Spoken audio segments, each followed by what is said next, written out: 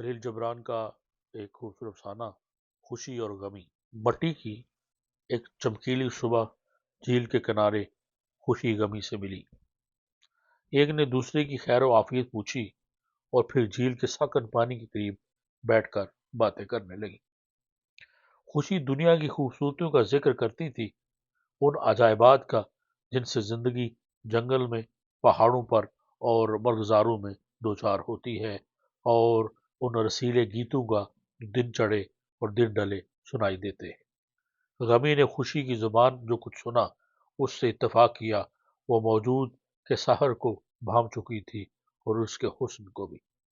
اور جب غمی سے پہاڑوں اور مرغزاروں کی بہار کا ذکر کیا تو اس کے بیان میں بلا کی روانی تھی اور زبان میں بے پناہ کشش۔ بہت دیر تک غمی اور خوشی یوں ہی ایک ساتھ بیٹھی باتیں کرتی رہی۔ ایک جو کچھ بیان کرتی، دوسری اس سے پورا پورا اتفاق کرتی۔ اسی سمے جھیل کے ادھر دوسرے کنارے دو شکاری جا رہے تھے۔ جیسے ہی انہوں نے ادھر دیکھا تو ایک بولا، جانے وہ کون ہے؟ دوسرا کہنے لگا، کیا کہا تم نے؟ مجھے تو صرف ایک ہی دکھائی دے رہا ہے۔ پہلے شکاری کہا، نہیں بھائی، دو ہیں۔ دوسرا بولا، وہاں تو صرف ایک ہی ہے، اور جھیل میں سایہ بھی تو صرف ایک ہی دکھائی دیتا ہے۔ پہلا کہتا، نہیں دو ہیں، اور پانی میں سایہ بھی دو ہی کا صاف نظر آ رہا ہے۔ دوسرے کا اب بھی وہی خیال تھا، میں تو صرف ایک ہی کو دیکھ رہا ہوں۔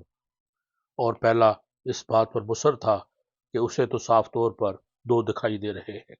آج تک ایک شکاری کو یہ شکایت ہے کہ اس کے دوست کو ایک کے دو دو نظر آتے ہیں، اور دوسرا سمجھتا ہے کہ اس کے ساتھی کی بینائی ضرور کچھ کم ہو گئی ہے۔